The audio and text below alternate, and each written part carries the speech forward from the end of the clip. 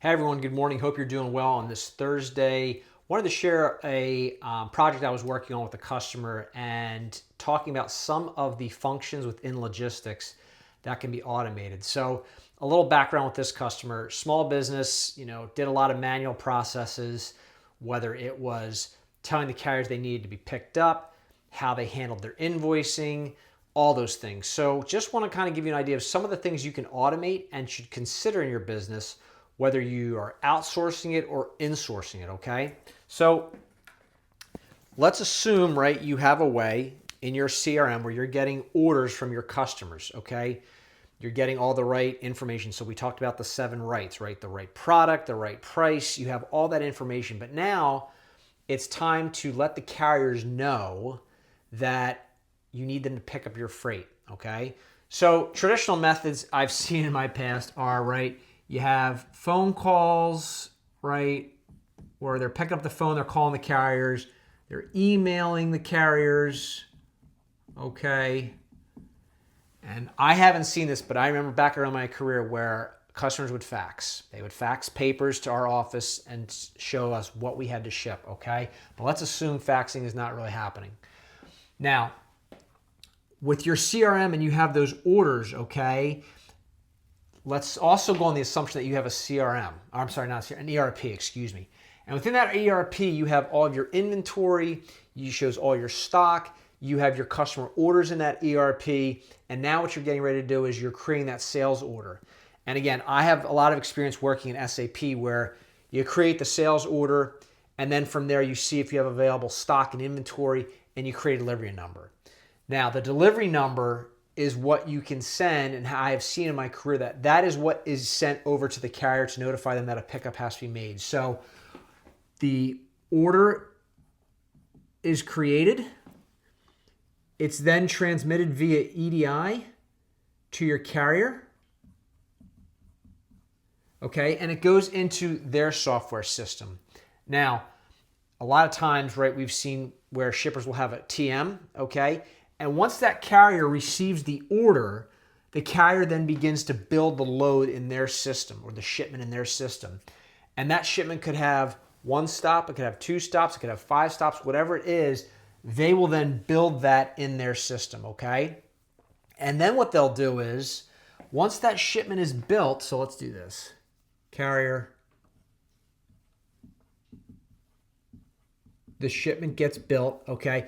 And they, if you're interested, they have their own technology where they can build these shipments automatically. And then what they will do is, once that shipment's built, it'll go over to the route guide that has been set up. Let's assume, right, you've done an RFP. Let's assume that you've gotten your pricing back. In each lane, you have a list of carriers. And a route guide is simply a list of carriers that goes in price. And most of them are cheapest to most expensive, okay? So now they've built that shipment, and they've started sending this over to the carrier base to see if they want to accept that. Now, in my career, I've done the same thing on the transportation side where I've received pricing from customers. We've had the technology, and we've gone in and we've set it up on an auto tender. And this way the carriers get it, and they can either auto accept it on their end, or they have a system set up where it just automatically accepts it, or they can do it manually, okay? So shipment's built. It's going through, and then let's just say 1, 2, 3, 4. Number 4 carrier is the one that takes this shipment, okay? Then this will come back to you, the shipper, okay,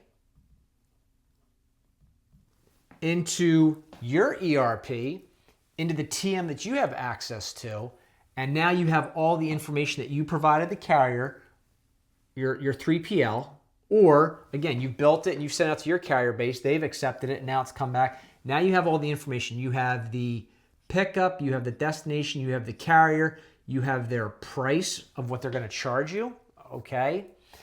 And then from there, you can also take it a step further for automation. And I've had experiences where I've implemented yard management systems. So now the carrier's accepted it. It's sent back to your system. Now the carrier, okay, so let's come back over to the carrier. They can then go into the shipper's yard management system and schedule an appointment, okay, done automatically, right? And basically all it is they just get a username, they get a password. You have your days of the week. You'll show your shipping hours. Maybe you have holidays blocked off, inventory days where you're having blocked off for inventory count. But they can go ahead and schedule the appointment, right? So another automated feature that you can look into, so you're not having to answer the phone, you're not having to answer emails and schedule trucks at your warehouse, okay? Now, once it's picked up, okay, I've seen where carriers have the ability to go into TMs and update shipments. So what are some of the updates that you'd want that could be automated, okay? Well, you could get a confirmation when an appointment's been set. You'll see it in the load when the carrier has a pickup appointment and a delivery appointment, okay? You can also see when the carrier's picked up and when the carrier's delivered. And you can make that a requirement. Hey, if you want to haul from me, the expectation is going to be you're going to update your loads. Whether you use an application, whether you call us and update us manually, whatever the case may be, that's a fair and reasonable expectation. I think you're going to see a lot of companies really push for this, and carriers have to adopt to this if they want to haul the freight. I know some of the larger carriers are set up on EDI. LTL carriers have information where they can send back to the TMS and give updates, right? That's important. So you have an idea. So when customers call and say, where's my freight? You can tell them, all right? And then the last piece I've seen have the ability to automate, what we did was instead of getting an invoice from a carrier for every shipment, right, and having to go in and reconcile that in your system, I've seen where companies have had the ability to go in and give you a list bill, right, where it's a consolidated invoice. It's on a spreadsheet. It lists all your shipments, where they were picking up, where they were going, the price, the line haul, the fuel, any accessorials, and it's all consolidated, right? So instead of having to go through each one of those invoices, you can say, yes, these invoices are approved. It's consolidated. This is what we should pay this week, and you just approve it and be done with it. So that's another function that can be automated.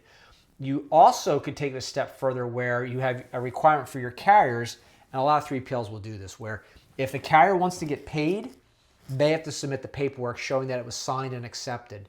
So once that carrier submits that the invoice for payment, they can upload those documents, and it's in the TM where you can say, if I have to check anything, you can verify it was delivered. So some of the automations, again, I'll go back, right? Any orders out of your ERP can go to your carrier or your 3PL. The carrier can then automate on there and build a shipment, okay? Select the carriers, send it back to your ERP, identifying who the carrier is going to be, where it's going to be. Carrier also has the ability to schedule pickup or delivery appointments in a yard management system. The ability to invoice automatically, okay?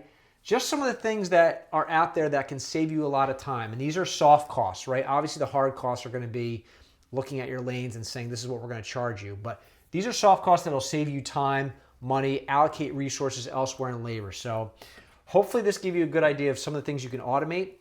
Don't forget to subscribe and like, and thanks guys, have a good day.